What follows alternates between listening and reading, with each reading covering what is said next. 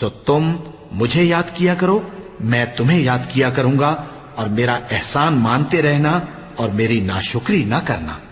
ए ईमान वालो, सब्र और नमाज से मदद लिया करो, बेशक अल्लाह सब्र करने वालों के साथ है। और जो लोग अल्लाह की राह में मारे जाएं, उनकी निस्बत ये ना कहना कि वो मरे हुए हैं। वो मुर्दा नहीं बल्कि जिंदा हैं, लेकिन तुमको शऊर नहीं। और हम किसी कदर खौफ और भूख और माल और जानों और मेवों के नुकसान से तुम्हारी आजमाइश करेंगे। और सब्र करने वालों को बिशारत सुना दो कि उन लोगों पर जब कोई मुसीबत वाक़ई होती है तो कहते हैं कि हम अल्लाह ही का माल हैं और उसी की तरफ लौट कर जाने वाले हैं।